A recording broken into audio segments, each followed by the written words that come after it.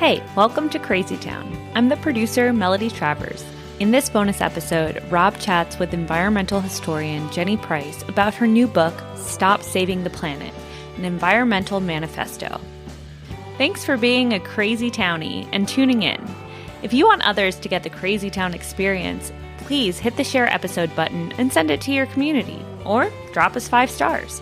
Now to the show. Jenny Price is a writer and artist who tells stories about the environment and public spaces. She's the author of Stop Saving the Planet, an environmental manifesto, which is a new book that makes a super relevant and witty set of arguments about how we need to change the whole environmental and economic conversation. Jenny has a PhD in history from Yale University to go along with her background in biology and birds, which I really appreciate. And she is now a research fellow at Washington University and a tireless advocate for the arts and humanities. Welcome to Crazy Town, Jenny. Thanks so much, Rob. It's a delight to be here. Yeah, I gotta say, I really enjoyed reading your book, Stop Saving the Planet. But before we dive into the topics and details that you've got there, I was wondering if you could just discuss why you decided to write a book. For all the writers out there, we know that's a huge undertaking, and I'd like to hear about your process for getting it done. Sure. I usually tell people who want to write books, don't do that. Don't write a book. But yeah, I'm a writer, so the reason I wrote this particular book is that a lot of the ideas in my book have been out there for a long time. Not every single one of them, but a lot of them.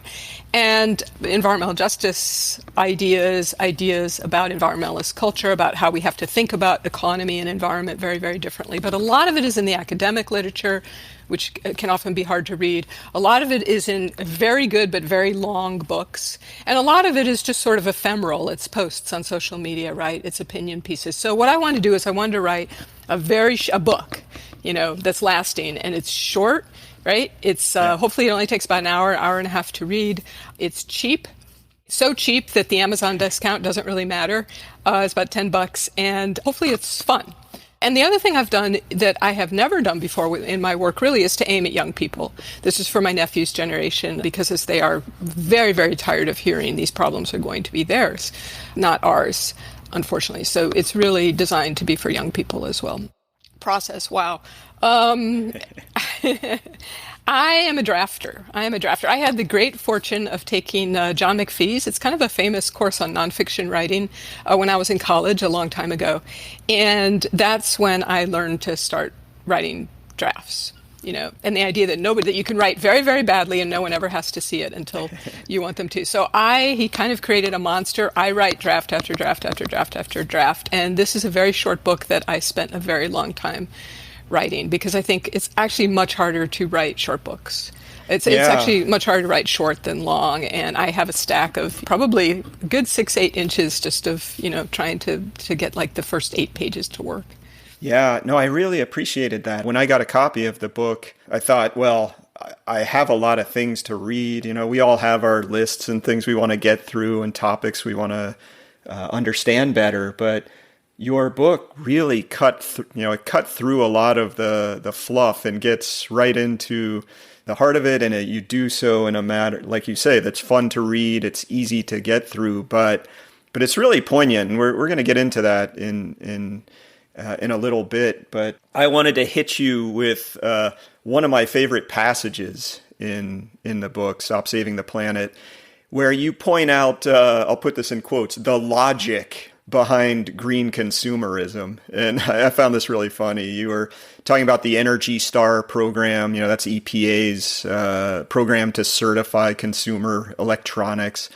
And you say, if it's good to buy one Energy Star TV to save the planet, then you should buy 5 TVs and do 5 times as much good, which, it's a really funny insight. I'm wondering if you could discuss your frustration with the way consumption is always pitched as a solution to climate change and our whole environmental set of problems.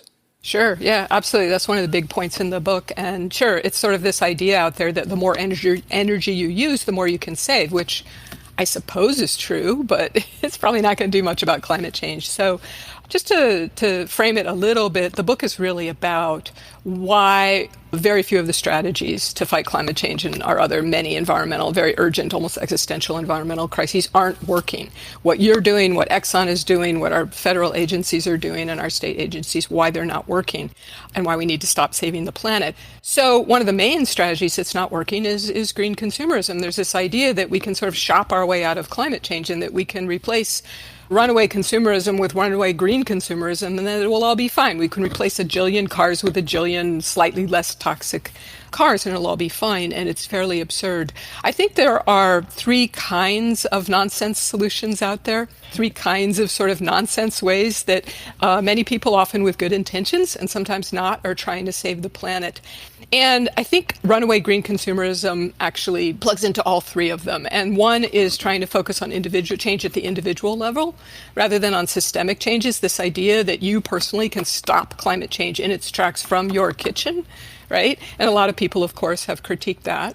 Another is to try to focus on cleaning up the messes after we've made them, rather than not making the messes in the first place. Recycling, I think, is sort of the symbol for that problem. And I think, again, consumerism has that problem. But I would say the biggest problem of all, the biggest kind of nonsense kind of solution of all, is to try to use the problem to solve the problem. And the problem is how our economy works, basically, right? It's an economy that requires infinite growth. It's an economy that requires just massive, unsustainable levels of resource use. It's an economy that requires too much of all of that.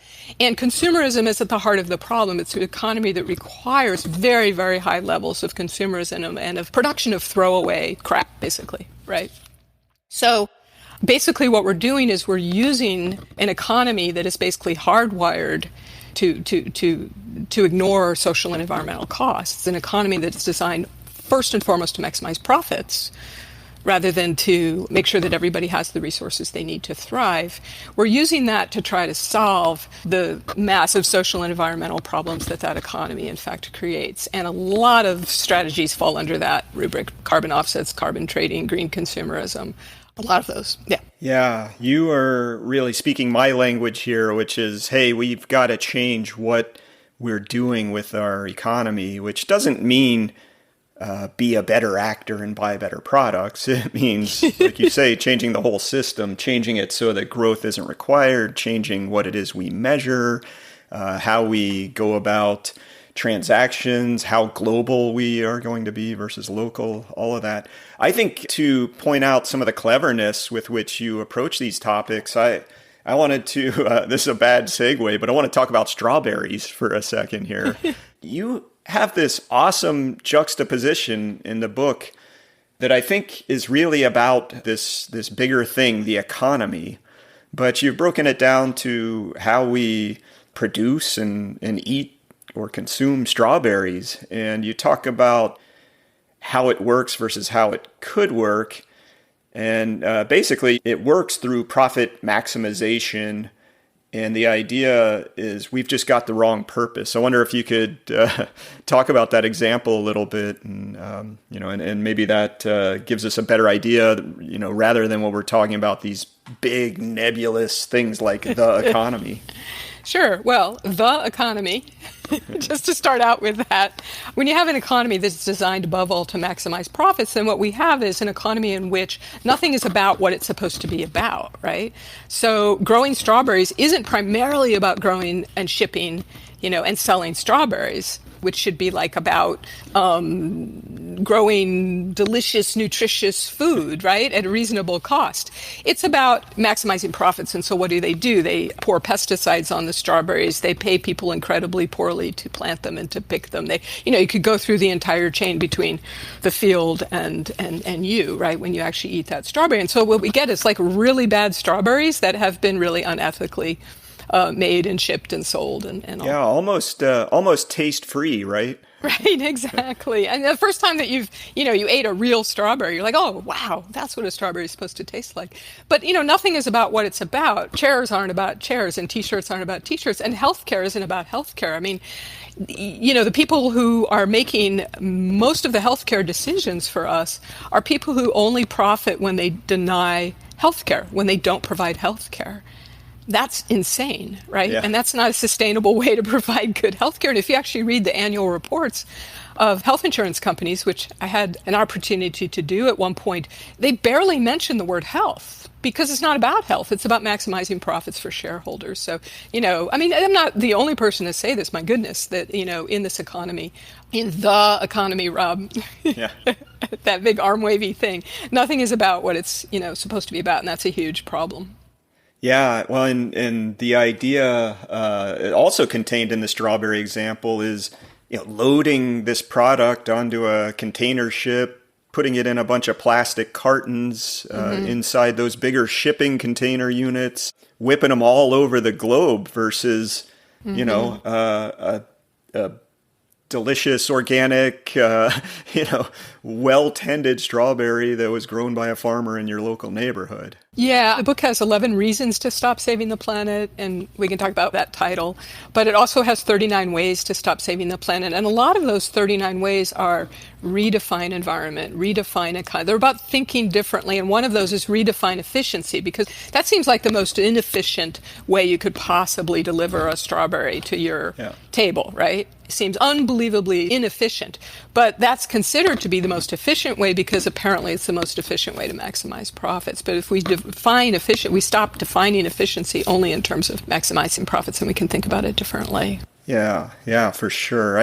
I do think this whole idea of, it's easy to say instead of climate change, go for systems change. But a lot of people get stuck there. Like, what do we mean by systems? What systems are we trying to change? We here in Crazy Town talk a lot about systems thinking. And, I guess to summarize, that's a kind of thinking where you would consider root causes. You think about how feedback loops are operating. You consider how one action might spur or affect multiple others. And it really comes down to a whole different way of seeing and experiencing the world. It's not just this really simple one cause, one effect, or it's kind of the magical thinking that some of us have. Probably all of us have. We know about cognitive biases in the way the humans operate. But it's clear from your book, and even from the brief discussion we've had so far, that you are a systems thinker. And so I'm wondering, how do you think more people can move from this linear thinking or magical thinking into, I think, the systems thinking camp where you can see the world differently and understand these connections, and then that would help you to understand how to change the economy? Wow. Yeah. How do we do that? Well, I think one of the ways is to stop. Okay, look, my book is, first of all, I love the title Crazy Town, because my book is so much about, if you're really terrified about climate change, then one of the most important things you can do is say that what we think of as normal is actually crazy, and vice versa, right? Say that what we think of as crazy and radical is actually normal and sensible. And I think that, I wrote a book about how to think differently. It's about how to think differently. And the first question that I always get is, okay, now we're thinking differently. Now what should we do? You have to tell people what to do. You can't just tell them to think differently, right? And when I would first get that question, I would sort of hedge and I would say, well, I'm not an economist, I'm not an engineer, but, we need more equitable taxes, we need, whatever. And now I actually just answer the question, what should we do? Think differently, because I actually think that we know what to do. We know what to do. We have the solutions.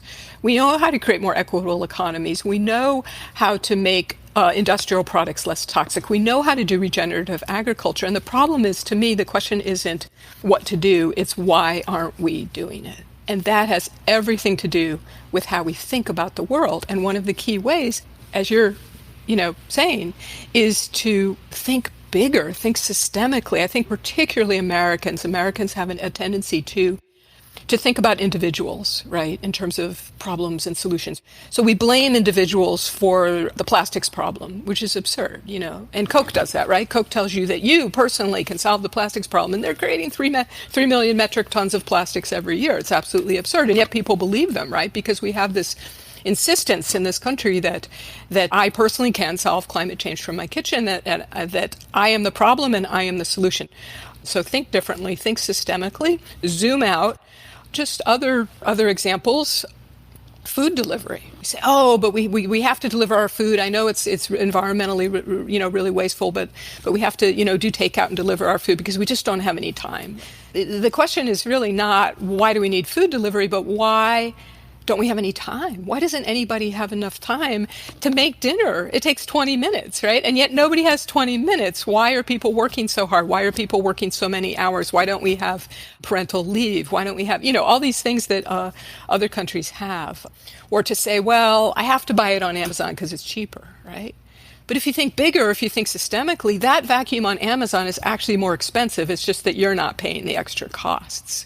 Yeah. The people are paying the extra costs are the people where we stash all of the toxics and, where the landfills are and where the emissions are, right? Those are the people who are paying the extra costs, and they're the ones who are paying the costs of the cheap labor and of the horrible conditions in the Amazon warehouses. That vacuum costs more. Yeah. So, I could go on with lots of examples, but basically I think Americans, we need to learn to think systemically and think bigger. Yeah, I think there's another really good example of that in the book. You brought up Coca-Cola and sort of the corporate side of things.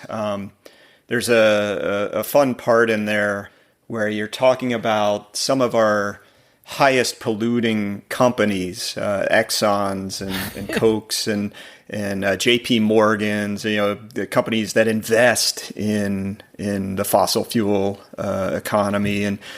And you talk about if you're a high polluting company, you can invest in any green action. Of course, then you got to publicize it. But the Save the Planeteers will applaud you. NGOs will partner with you, and public agencies will subsidize you.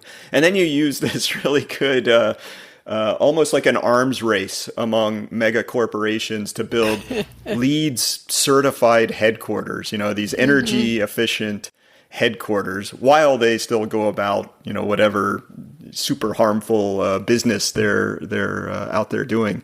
Can you discuss the hypocrisy that's at work there and our lack of systems thinking in applauding those sorts of things? Yeah, sure. And thanks for bringing up that example. And again, it's kind of so obvious when you actually think about it. You just want to tell people, just think about it for 2 seconds. Does that really make sense? So why should I give a damn? I can curse on this show, right? Yeah. All right, in fact, the draft title of Crazy Town was How Fucked Are We? So please, whatever words you want to use. Yeah. Well, that was the draft of my title of mine was Stop Saving the Fucking Planet. So. Right. So why should I give a damn? Why should I give a fuck? You almost have to use expletives today to get anyone to look up for 3 seconds. So Don't look up. Right. Don't look up. Okay, so I just saw that. I just think it was terrific. So, why should I give a damn? Or now that I can say it, why should I give a flying fuck about Exxon's green building? What I care about is what Exxon is doing inside that green building, right? So, they have this LEED Gold, LEED Platinum, whatever campus in Houston. And yet, what are they doing inside it? They're doing everything that they can do to expand oil production and then also to expand plastics production, right? Which is their plan B for when they can no longer get away with using fossil fuel for energy. So what are they doing inside that building? They're paying really high-flying marketing folks. They're spending $42 million a year to lobby against climate action. What are they doing inside that building along with Shell and a bunch of Chevron and a few other of the big oil companies? Companies are spending $195 million a year to market themselves as the heroes for climate change. So why on earth, again, should I give a flying fuck about whether they have solar panels on the building inside which they're doing this, or whether they have, bike racks, or whether the CEO of Exxon is breathing the world's cleanest air inside his headquarters? It's just right. Just think about it. Does it really make sense? So in the book, I say we should have a new designation called Green Roofs for Economic and Environmental Devastation that is designed specifically for corporate headquarters. So again, in the book, just to sort of, the book is angry. It's the angriest thing I've ever written. There's no question. And people say, well, you can't be angry. That's not productive, right? But right now, I think actually being angry is pretty logical. And what I've tried to do is to leaven it with humor and irony, which all of this also just, all of that I just said is equally hysterically funny and absurd and also, impossibly infuriating. Yeah. So. I have to agree 100% with you. I think we have a severe politeness problem, and I suffer from this too.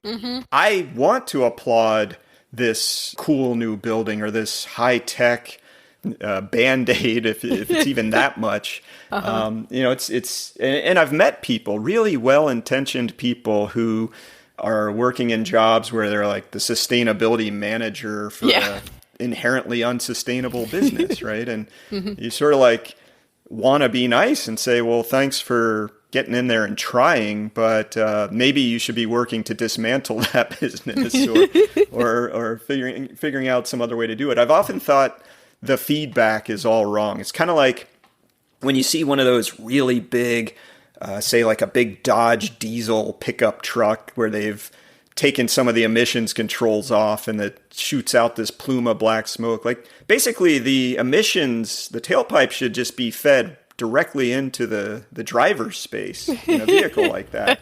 And same with an Exxon headquarters. The oil field emissions should just go straight into the headquarters building, and then let's see what kind of solutions they're working on inside that building. Yes, but can I say that I think those two examples, I totally agree with you about the politeness problem, but I think those two examples are actually illustrative of that, in that I agree with you about Exxon. I'm not sure I agree with you about the rolling coal people, which I actually, excitingly enough, got to see once when someone rolled coal right in front of a whole bunch of people who were bird watching in a local park here in St. Louis. But the rolling coal, I think, has to do with objecting to green virtue. I think it comes from other places. There's a kind of hatred of environmentalism, which I think is actually deeply rooted in legitimate resentment, I think, against environmentalists. Not that I think that the solution to roll coal and to spew, but spewing that stuff into the atmosphere intentionally is not really doing anything to exacerbate climate change, as opposed to Exxon. But I agree. Let's get back to the politeness problem. I think not only do we have a politeness problem, we have a positivity problem, and we have an encouraging problem, right? So I've written a book that's fairly critical and fairly angry, and people say, "Oh no, but you have to be positive. You have to be positive." I'm like, well, we've been positive for 50 years. How is that working out? We've been positive. No, you have to encourage. If Exxon does anything, you have to encourage them. Or going to feel like, or they're going to have their feelings hurt, basically, is the implication. Right. And they're not going to want to do anything else because they're going to just throw up their hands and say, oh, these people, we just can't satisfy them. I'm like, I don't think that not being encouraging to Exxon is really the problem here. I just really don't think that's the problem. And again, that has been our approach for 50 years. It's like every little bit helps, which also doesn't make any sense. Just do anything, encourage companies when they do anything. And I think essentially what all that has amounted to is that we're going backwards. We're going backwards on climate change, on air pollution, on water pollution, on species extinction, on plastics. So, yeah, I think we have a serious positivity problem. Yeah, there's been a weird turn in the history of environmentalism where, it got pretty antagonistic. Environmentalists saying, hey, you've got to stop polluting.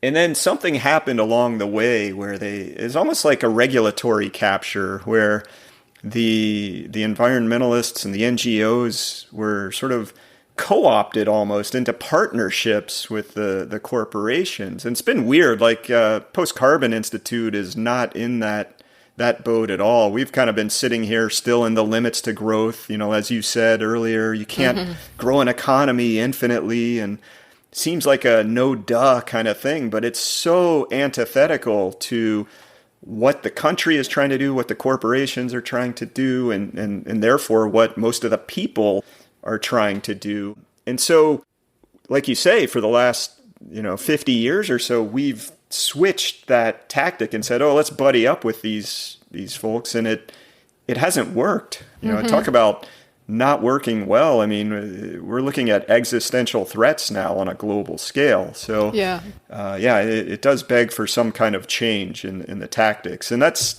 something that I think you point out really well in your book. One of the tactics I think that's really in there is how you address social justice and how that's such an integral part of environmental health and sustainability.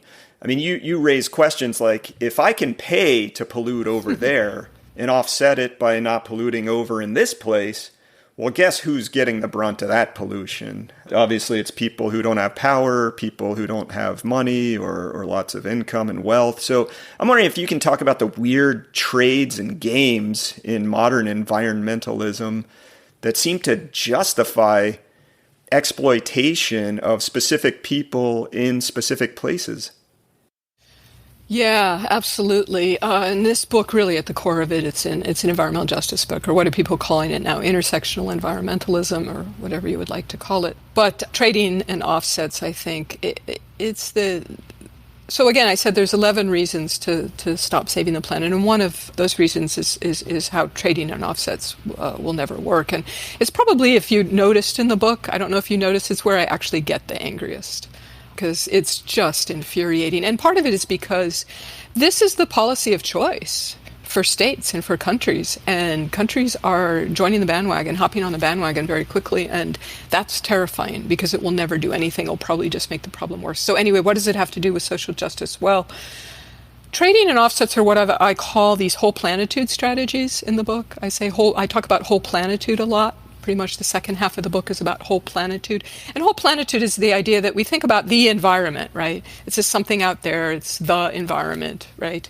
And that environmentalism has been about saving or helping the environment. And we could talk about this maybe a little bit ahead. I talk about how we need to stop talking about how to save the environment and talking about how we change environments to live. But whole planitude strategies are the idea that you can just do anything, right? Because anything contributes to the solution, which is to save the planet, right? To save the environment. So that has led to a lot of strategies that basically ignore all the essential questions about solutions, like what exactly are we doing to stop climate change? How much do we actually have to do to stop climate change? When do we have to do it? I think whole planitude helps people basically talk about 2050 as a viable date.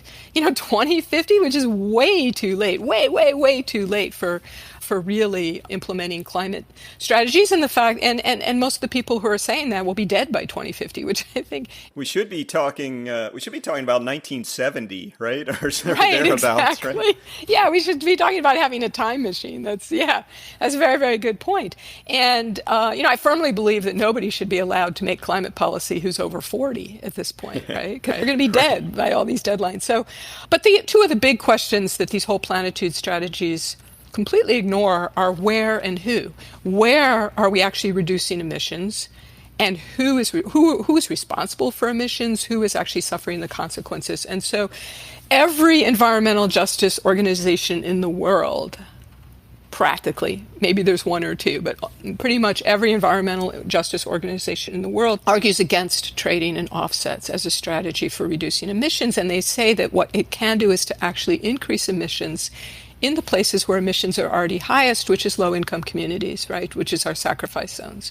It's low-income communities, it's communities of color, and when it increases carbon emissions, carbon itself is not a toxic, but it increases the co-pollutants as well.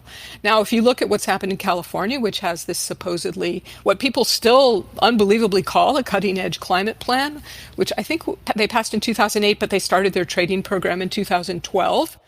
By 2019, they were on track to hit their 2050 targets in 2157. Okay, so I'll let you do the math on that. What is that, 102? What is that, 100? I'm not even sure. I'd have to do the math on that. Okay, it's a lot of years behind schedule. And yet, they just double down. And what has happened in California is, in fact, the oil companies are actually emitting more. They're emitting more greenhouse gases than they were when the program was implemented in 2012.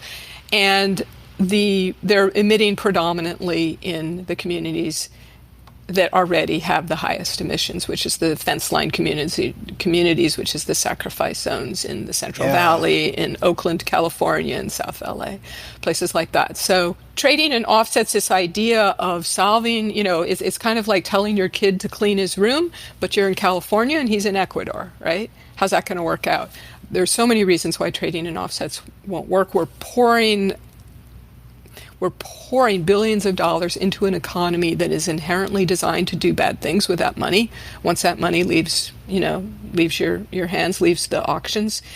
And it's also very, very, very susceptible to scams and fraud. And, and most of those offsets aren't actually happening. Yeah, that you raise a really good point about when you spend money into an economy that's inherently doing, making bad changes to the environment, to ecosystems, then anytime you're spending money in that economy, that money ends up rolling through and doing harm.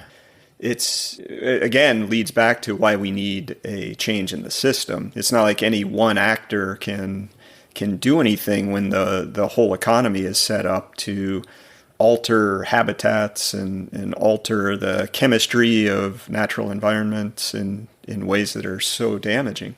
And what's frustrating is that the whole reason, the whole genius, quote unquote, of trading and offsets is that it's designed to encourage that economy, right? So California, said right at the outset, what we're trying to do is to find a way to reduce emissions that also encourages economic growth. And you're like, hold on just a second.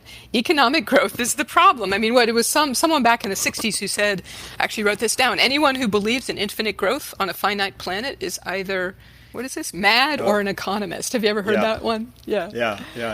Growth is the problem, but the whole reason for these Byzantinely complex trading and offsets programs, and they really are Byzantinely complex. They're extremely difficult to understand. I can't even begin to understand all of what goes on, is to try to not challenge how the economy works. That's the whole point. And that's what's enormously frustrating. You're hitting a really important topic. I mean, in the economy, what we need to do is sacrifice some of the things that that economic growth has brought us, because that growth has come with such high costs that it's going to undermine any of the positives that it's come along. It's all about the scale of the economy with respect to the supporting ecosystems that are the foundation of not just the economy but life, of course, on the planet.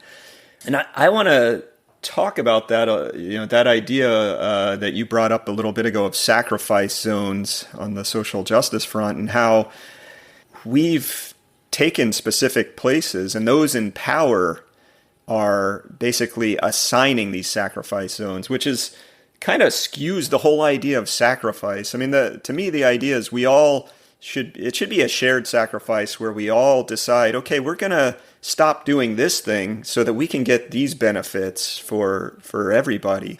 But instead, we're sort of like, let's keep the same old game going, and then we're going to have these horrible places. And you mention some of them very specifically in the book. You talk about Cancer Alley in Louisiana, where people are getting sick in really high rates because of pollution from the petrochemical industry. You talk about 150 plants. Yeah. It's, just the kind of emissions there have got to be mind-boggling. You talk about Hinckley, California, where chromium is polluting the groundwater, emissions from Pacific Gas and Electric.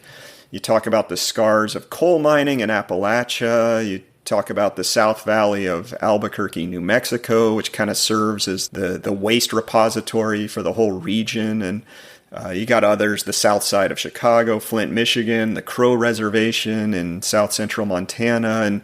And you were just talking about other parts of LA. And, I don't mean to insult these places. People live there and they love them. And I'm a definite place person. But I think a lot of people who are powerful or even maybe not so powerful, but live comfortable lives, they don't know these places. They don't understand what it might be like to live there. I wonder if you can talk about kind of this idea of naming specific places and the way that can help bring to light some of the things that we need to do differently in the economy. Yeah, for sure. And again, you're really putting your finger on the pulse of the book and what I'm trying to get across. So I really appreciate that. But, again, it's about thinking differently, right? That we have this way of, again, what I call sort of the whole planitude way of thinking that has been really endemic to environmentalism, American environmentalism in particular, that we talk about people and the planet, right? People and the planet, as if they're both kind of one big, huge category, right? And what that's done is it's kind of flattened out our ability to think about the specifics of environmental problems. And I actually think we need to really stop. I just want to ban the word. I want to ban the whole Earth icon just for a couple of years, just to give us a little space to start thinking differently. I want to ban talking about humanity as the culprit because it doesn't help. Yes, theoretically, I mean, philosophically, humans are the problem, but what does that give you? What tools does that give you to actually think about what's causing, say, climate change and who is and what to do about it? So I think that what it's done is to really make make these places invisible, right? That there are places on the planet, an increasing number of them, that are the sacrifice zones. And these are the places that are the most toxic. And these are the places that we need to clean up. Forget about Beverly Hills, right? Beverly Hills is perfectly clean, right? You don't need to have less toxic paints in Beverly Hills, right? We need to really focus on the worst messes. But we need to talk about who is responsible, who is actually creating these messes, who is actually suffering the consequences. So we have, for example, these before and after. There's the standard before and after narrative, right? Where people will show the river in Cleveland that was on fire and what the river looks like now. It looks perfectly fine, right? Or smog in LA in the 1960s, and LA now is still actually the smoggiest place. I lived there for 15 years and I love it. But I think, we still see this narrative, like, look what environmentalists have done. Look what environmentalism has accomplished. But I think, and this is a massive generalization, but I think you could instead see the last 50 years of environmentalism as largely as a process of making the cleanest places cleaner, right? Cleaning up the cleanest places, cleaning up the pollution where and when the most affluent people in our country encounter them. In many cases, that has actually made the sacrifice zones worse. It's created a lot more of them. It's created more pollution. It's made them more poisonous. There are thousands, if not tens and tens of thousands of communities in this country that are now extremely dangerous places to live. And it's because, the reason that Beverly Hills is so clean and the reason that the U.S. is actually less polluted than a lot of other countries is because we're offshoring, right? We're offshoring the toxics from how we produce T-shirts and strawberries, right, and laptops, and also the waste disposal. So I think it's enormously important to name these places and to make them visible, right? So it's not about humanity and the planet. It's not about people and the environment. It's about, here are the places where we are basically stashing the consequences of how our economy works. Yeah, it's like if your household is the economy, you've got these closets where you're just shoving all the bad stuff, and you close that closet door barely because it can barely keep in the stuff that's trying to bust out. But then everything looks all peachy. But the more you keep trying to grow things, you run out of closet space. So you have to either get more closets, or it spills out into the living room or the bedroom, and that's what I think we're seeing happening a lot, and why those places that you mentioned, it's like we can't sweep this stuff under the rug or jam it in the closet when we could when the economy was a lot smaller, when it hadn't gotten as far on this continuous growth path as it has today. And so that's a real change we need to make. Now we've been on kind of some pretty good rants, which I enjoy thoroughly, but I also know you mentioned the 39 ways. That's really the last part of your book, 39 ways to stop saving planet Earth, and there's some really, really good suggestions in there that go, at least in my mind, very succinctly far beyond what you normally get. Like the worst example of all time had to be when the movie An Inconvenient Truth came out, and at the end of it, they were like, change your light bulbs and drive a better car. Yeah. It's like, wow, you just did this great job of explaining the seriousness of the climate issue, and that's what you got for what we need to do about it. Well, I think you do the opposite. You go through what our problems are, and then you give some both world-changing ideas and I think some actual fun and interesting ones. Now, I don't want to spoil it because I want people to go out there and read your book, but there are a few that I want to talk about. The first one I want to hit is you suggest that we need to pay more attention to how we make money than paying attention to what we use money to buy. Mm-hmm. And I think that really strikes a nerve. It's sort of like what we were talking about. You can't work at Exxon all day or whatever, or work at some hideously polluting industry and then come home and talk about how great it is that you put a solar panel on your roof. Yeah, true. Yes. And and these 39 ways, they really push against this emphasis on individual action and really talk about, well, it's not that you can't do anything, it's what you do, and that there are ways to work for social change, there's ways to work for systemic change, there's ways to focus on the worst messes instead of just feeding into this trickle-down environmentalism. But how you move wealth through the world, I want to start by just with a caveat, actually, and say that not everybody has the choice. A lot of us don't really have a lot of choices about how we move wealth through the world. Most of the people in this country are actually trapped in an economy in which they don't have a lot of choices. And this is something that actually I kind of conscripted my nephews to read my manuscript, because I said, well, look, it's for your generation. And so I forced them to read my manuscript and give me feedback. And that was one of the things they said. Look, some of our friends, they don't have a lot of choices about, whether they go to work for, a horrible company or not, whether it's Exxon or somebody else. So that would be a caveat. But yes, for people who are looking to, and this is also aimed at people who do have a lot of money, forget about what you're buying. Forget about your philanthropy, actually, because big philanthropy really makes no sense in the big picture. It's really about how you create wealth in the first place, right? And how you're moving wealth through the world. Because how do you create wealth? You create wealth by changing environments. By changing environments to create our stuff, by changing environments to create wealth. And your wealth is foundationally environmental. Everything about your wealth is environmental, right? It's all rooted in how we've changed environments to create that wealth. So to the degree that you can, focus a lot more on how you create wealth than what you use it to buy or to how you give it away. Yeah.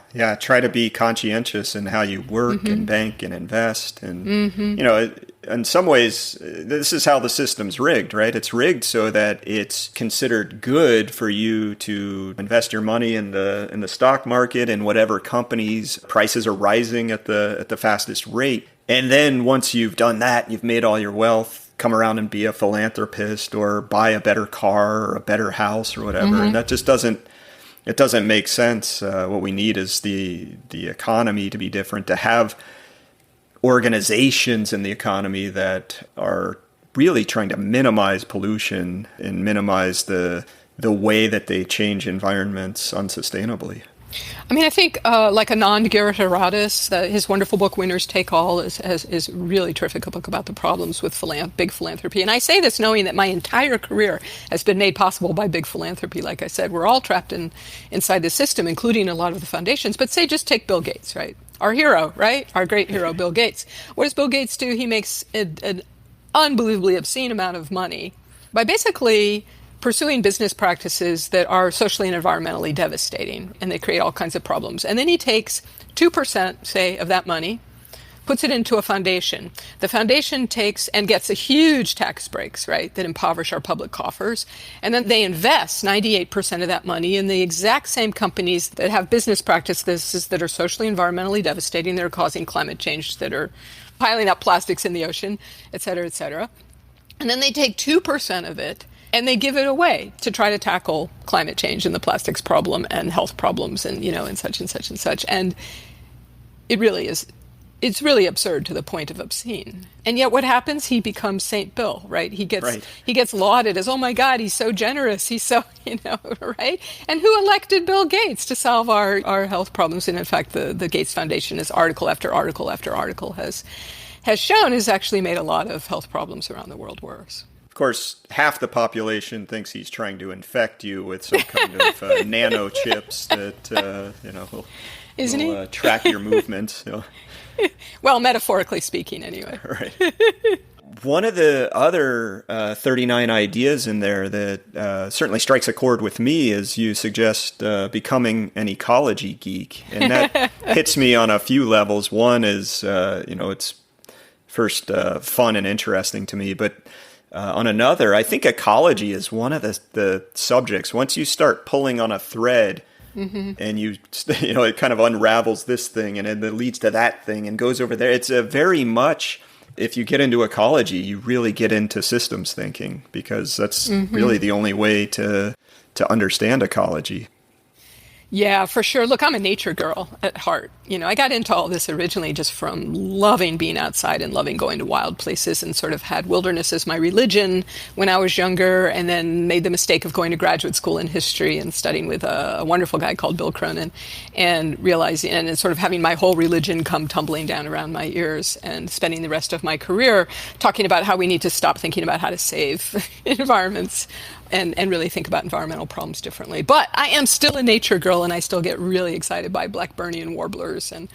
But I think, you can't lose track of the fact that we live on an Earth that is very specific and has very specific ecologies and specific ecological processes, and that are very, very intricate and very, very complex, and that we have disrupted those massively. And it's very, very hard to figure out how to do all that better if you don't understand this world in the first place. So I encourage people to go out and start looking at birds, and start identifying plants, and to create habitats if they have backyards, to create habitats if they live in apartments, to still get together with people and create habitats in their neighborhoods, to know how the world works. Because I do agree with a lot of environmentalists who I disagree with a lot of other things on, that part of the problem is a kind of deep, deep environmental illiteracy in this country. Yeah. The people don't understand that their lives are foundationally environmental, which is a problem I actually think environmentalism has generally contributed to.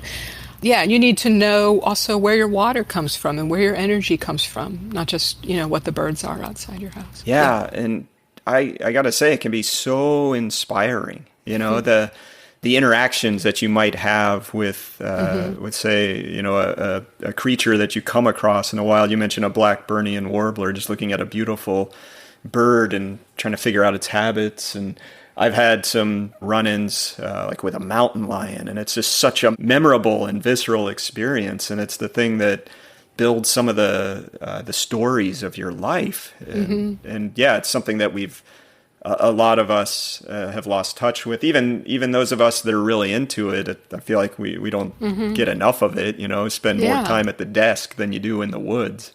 And I feel like, the question is, how do you get people into that? And I think one of the mistakes, actually, that nature lovers and environmental organizations have made is to say, okay, the way to get into it is you get people, say, who live in South LA, you get them up into the mountains, And that's really important, actually, to get them up in the mountains. There's some actually great programs in LA to do that. But I would say at the same time, because that can be seen as elitist, right? Like, why are you worried about beautiful birds up in the mountains? Don't you understand that we're living in poisoned environments? So I think, one way to get folks into that is to take people outside, or even just to take people into their own kitchens and say, where does your water come from? Okay, how do you make sure that this water is clean? Well, you need a clean watershed. How do you have a clean watershed? And then that leads you to, well, you need birds, and you need insects, and you need mountain lions, and you need all these things. So you can do it from the other direction, I think, which in some ways might be more useful, is to make the connections from how people's lives are so foundationally environmental in here, I say, as opposed to out there. And then to try to talk about how in here environments are connected to out there environments. Yeah. No, that makes a lot of sense. One last of the 39 that I want to hit on is I think you label it as tell a frickin' joke. Frickin' joke.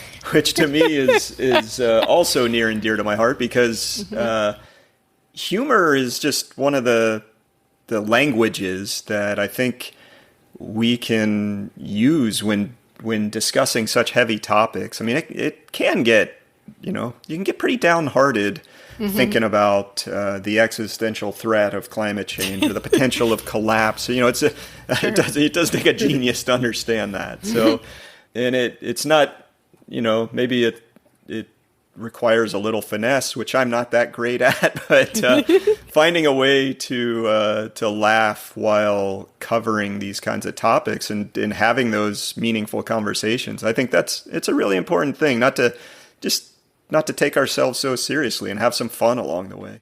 Yeah, but I would add to that too, and also, tell a frickin' joke. Obviously, now that I can curse on this show, obviously that I forget which way it is. I don't know. The 21st way to stop saving the planet is tell a fucking joke, right? Yeah.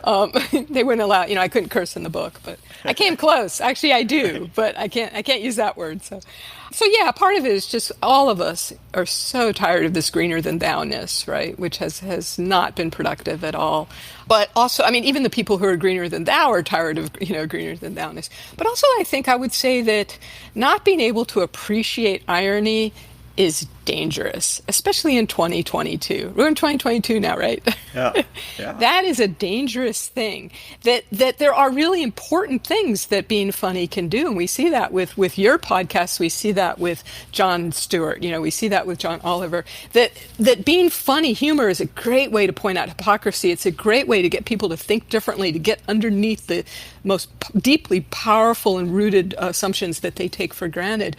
And I think that so much of what we've sort of talked about this, so much of 21st century environmentalism is actually kind of hysterically funny, all this feel-good, do-nothing stuff. I mean, it's funny that Coke tells us that you're the problem, right? It's funny that offsets programs are paying refrigerant manufacturers to destroy HFC 23s, and what does that do? It just encourages them to make more HFC 23s, right? It's funny that California is 100 and whatever, and then whatever years behind on their climate goals, and then they just renew the exact same plan, except they make it worse because they give it's funny that we actually are paying the oil companies to pollute.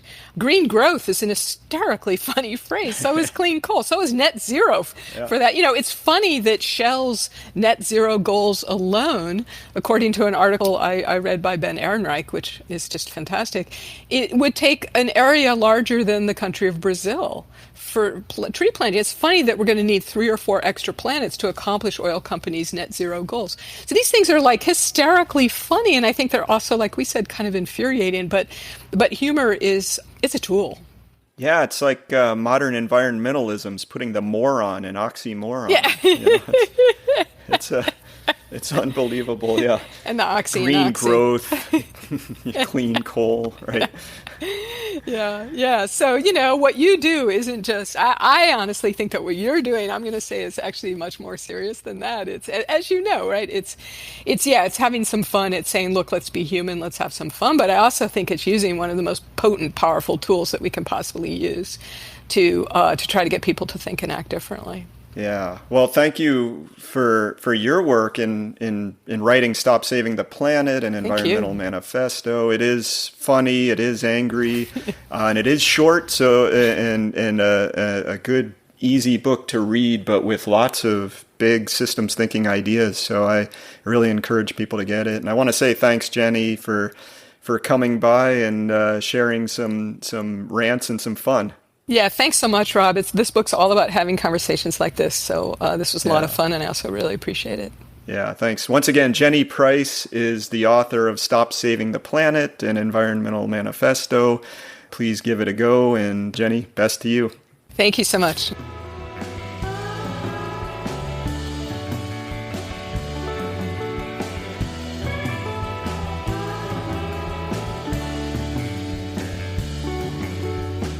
That's our show. Thanks for joining us in Crazy Town. This is a program of Post Carbon Institute. Get more info at postcarbon.org.